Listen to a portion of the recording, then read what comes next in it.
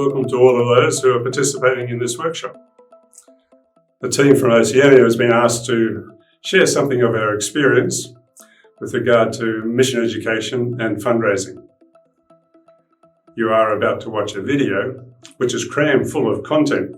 It took me about 3 times to watch it before I started to really understand what the message was.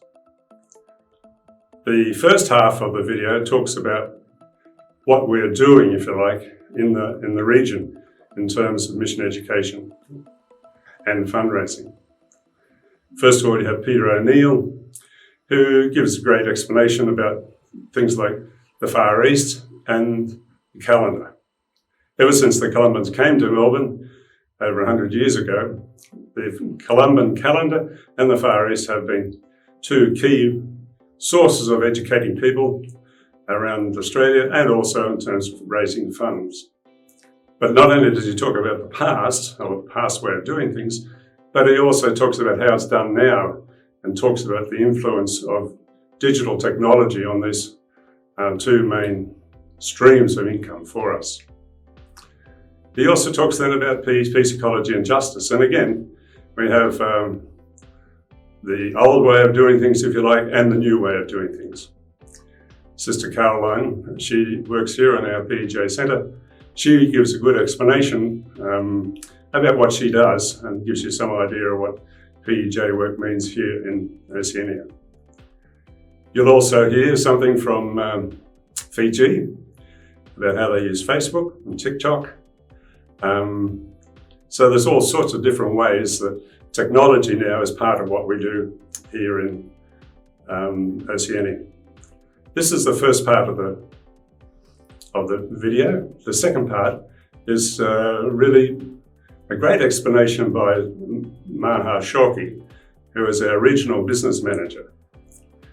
She talks about how the transformation really, for me, it was a major shift in terms of how we really go about fundraising.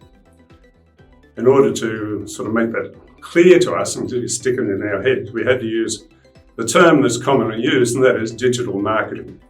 We have a message to sell to the people of Australia, New Zealand, Oceania, the world really. And we need to be able to market it in a way that appeals to the people that we wish to get our message out to. So there's a lot of things we need to do. One is we need to change, and obviously change is a big issue. Most of us across the world in the various RMUs are still stuck in the old patterns. So we need to make a change. Now, it's not easy to make change. And so there's a lot of, she talks a bit about making changes, then also about staff. How do we upskill our staff? Just to have the same sort of skills that they had 20, 30 years ago isn't good enough. We need to be able to resource these people so that they can help the mission. Then, of course, if we don't have the skills, there's outsourcing, which we've done here in Essendon to great effect. It's been most helpful. So you'll see all of these things as they come through in Maha's presentation. So there's a lot of information, folks. I hope you enjoyed, and all the best in your viewing.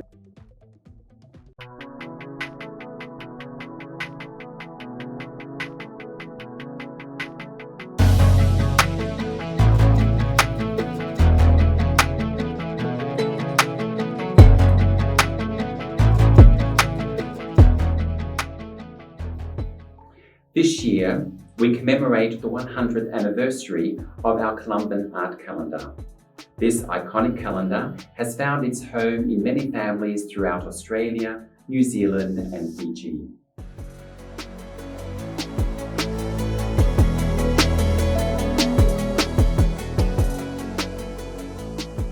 We have supported Columbian projects overseas, providing a place of shelter for migrant workers and trafficked peoples, education for children from impoverished homes, and healthcare for the poor and marginalised.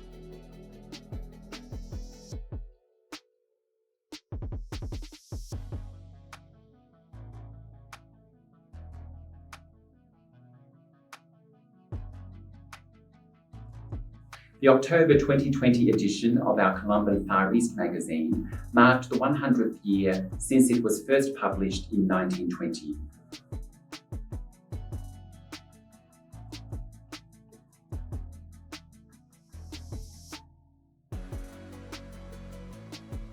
We are grateful for the thousands of Columban supporters who subscribe to the Far East, and we hope to receive new subscribers over the coming years. During the year, we continued to broaden our mission education and fundraising through social media. We launched our first Columban Daily Prayer ebook, as well as our Visio Divina reflection of our Columban calendar artwork.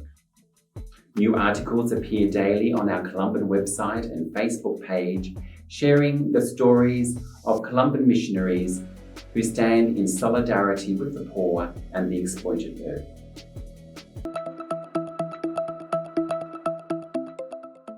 Back in October last year came with its own challenges as the nation of Fiji were facing the COVID-19 pandemic, and also as there was a need for a media revival. Most posts were on Facebook. The website soon shared the same stories, and now whatever goes up on Facebook will also be linked to the one on the web. As weeks went on, I managed to familiarize myself with the page and the website in my new working environment. The Facebook page has grown gradually with a current following of 4,045 people, along with 3,857 liking the page. Invites are sent out daily as we get new people to interact with our posts as the number of followers continue to increase. Within a week, there are daily postings which are the reflections and the saint of the day. Over the weekends, Father Frank helps out with the posting as he puts up his stories from the pages of a missionary diary. Now we have also added a YouTube channel and the IRD TikTok account which we use for video postings. We are making improvements day after day as we hope to keep it this way.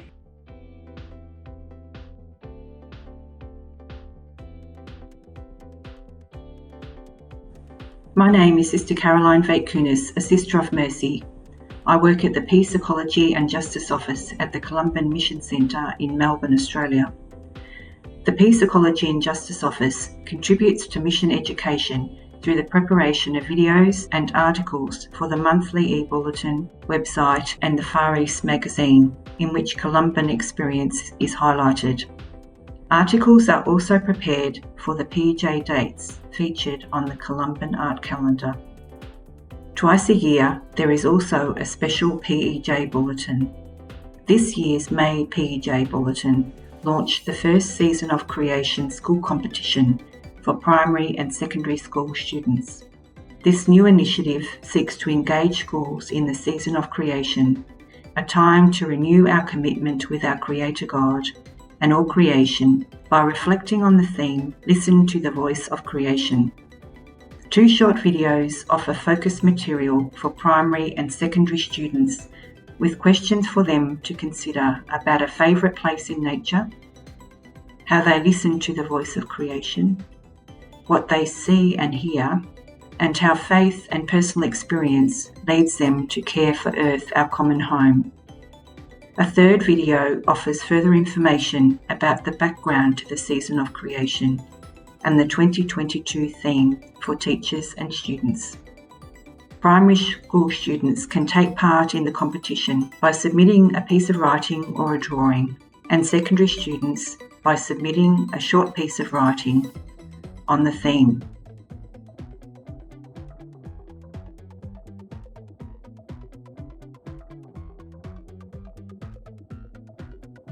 The PEJ Bulletin for the Season of Creation 2021 featured Father Charles Rue's liturgical resources, 7 Days of Creation, Scriptural Prayers and Reflection Year B, and Prayers of Hope in Times of Turmoil, a Catholic Season of Creation, Sundays of September, Year B. The PEJ office actively networks with a number of international and local church agencies to support collaborative engagement and respond to requests for formation support in parishes and schools. In 2021, an in-service on Pope Francis's encyclical letter Laudato Si on care for our common home was offered to the bishop and clergy of the Diocese of Sale. The PEJ office has also been invited to present sessions for Teachers' Professional Learning Days later this year.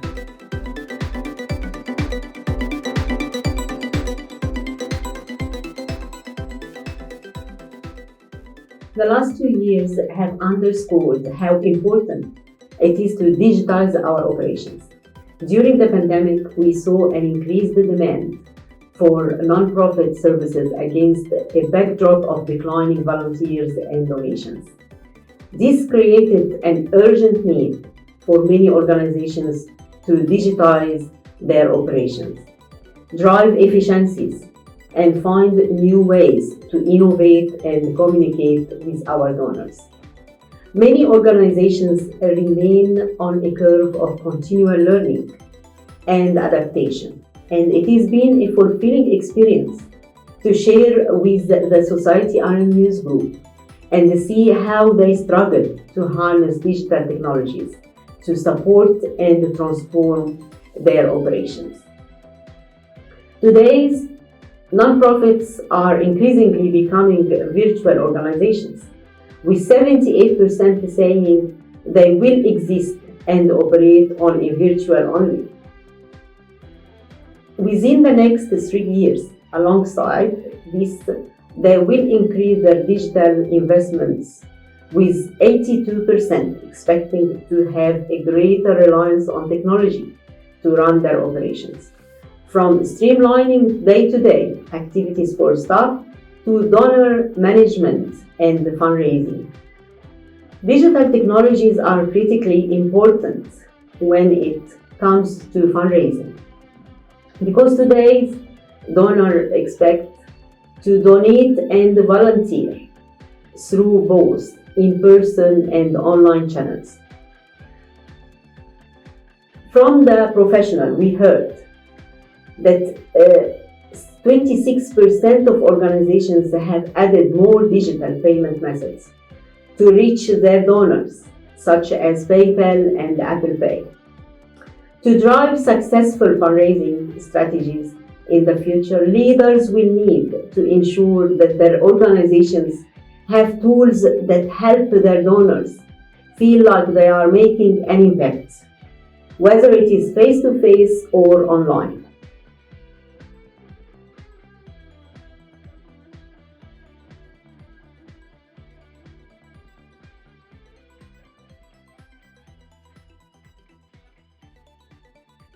How the shift to digital can drive a greater impact. The organization can see where it has the most impact and the tool model in order to gain funding that supports expansion. How to start? Make a start even if it is small. It is often the first step that holds many organizations back. So whether it is integrating an automated email system or taking a proactive step to compile all data sources into a single source of truth, implement one change and see the difference it creates. We have many examples within Oceania showing the slide technology moving caused a significant impact on fundraising. One example is New Zealand electronic bulletin. From a simple email that goes to only the Colombians to use a marketing system and establish a regular e-bulletin that goes to over thousands benefactors, which creates mission awareness and increase fundraising through the website.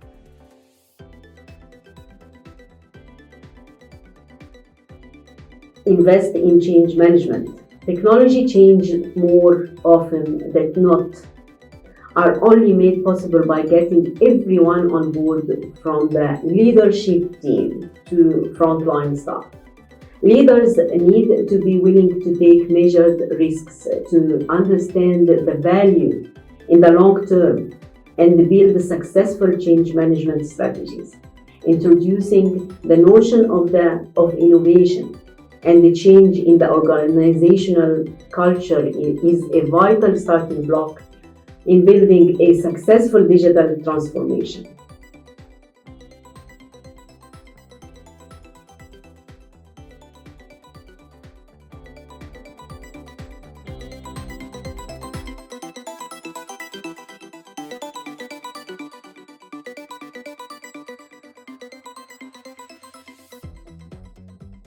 multiple teams.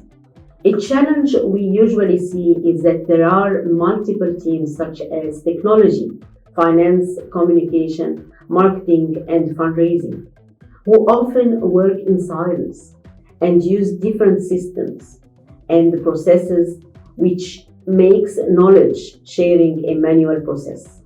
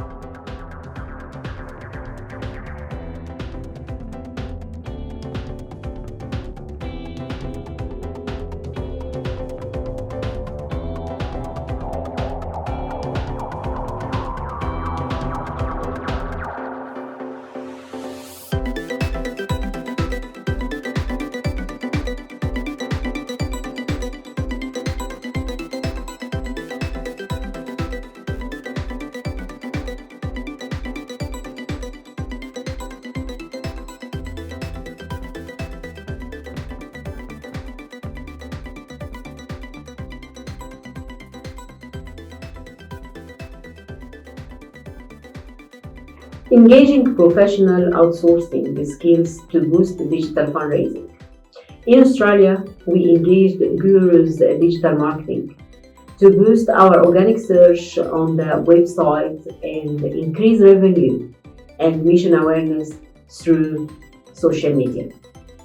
Overall, it is about understanding which areas you feel your organization needs support in and tailoring your digital approach to best suit your needs.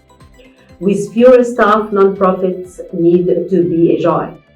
The more pain points that are uncovered, the more solutions can be brought forward so that staff can focus on bigger picture activities and enhance an organization's mission.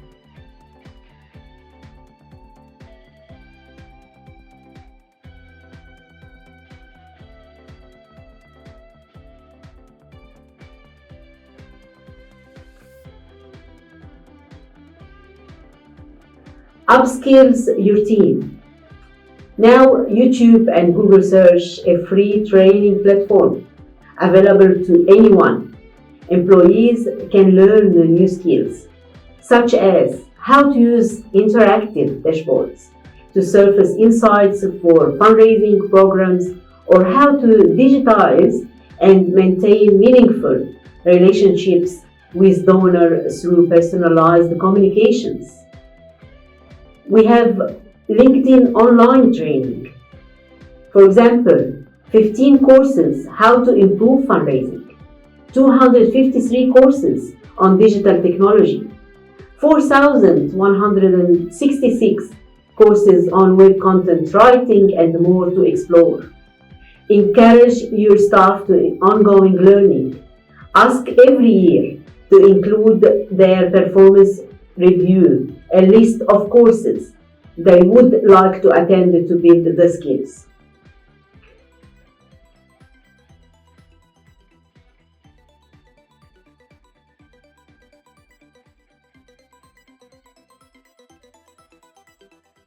Unified view of data across fundraising, engagement, and mission education. Getting this timing right prevents losing prospects by bombarding the benefactors with too much information or giving them the hard sell too early. This is why nurturing is essential to keep updating your donor. A prospect's position in the funnel can help frame the type and frequency of campaigns needed to spark or maintain their interest. It can also help the fundraising team prioritize leads or suggest the most suitable answers to prospects' questions or concerns.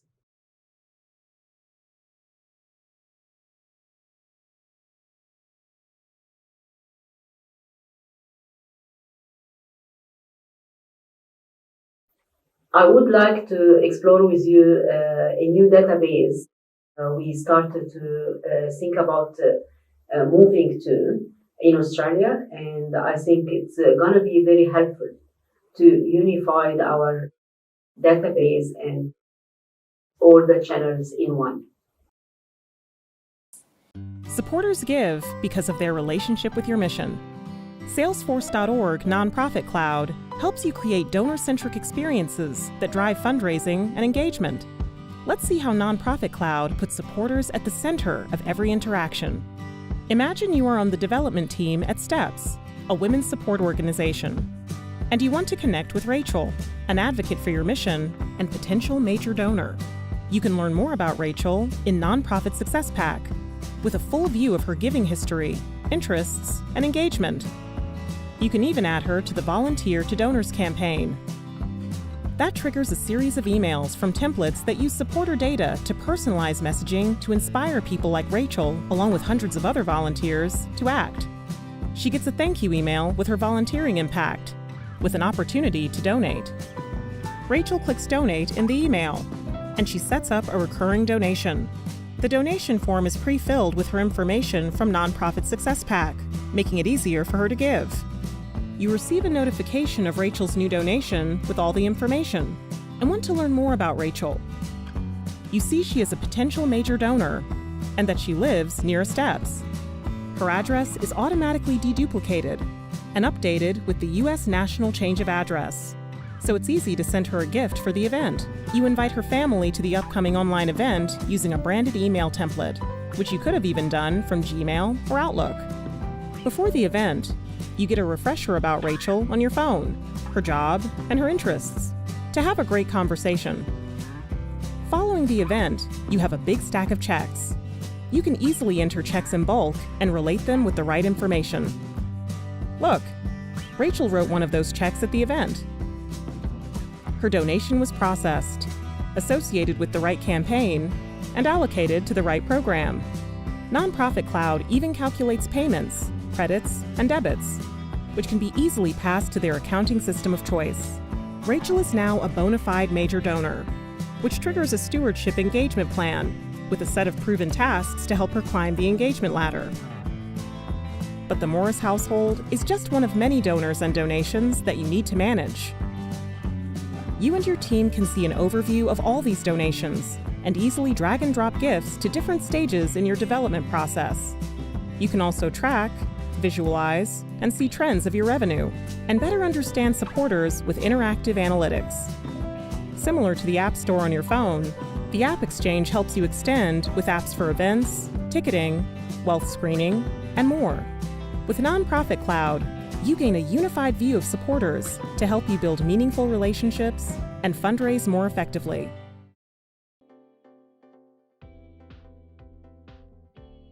The big challenge, bequests, or gifting wheel are a key source of fundraising dollars for many charities. Even those who place little focus on this area are often surprised and significantly boosted by the occasional bequest received. And yet, charities large and small are failing to use their own websites to empower and inspire supporters to take action, while a number of more innovative charities are benefiting greatly from online assisted gifting wheel offerings. A high proportion of charities are struggling to convey the basics of their offering online, even amongst large and seemingly well-funded charities. Through the website, the charities can communicate the potential impact along with helpful information and tools to support the bequest making process. Thank you.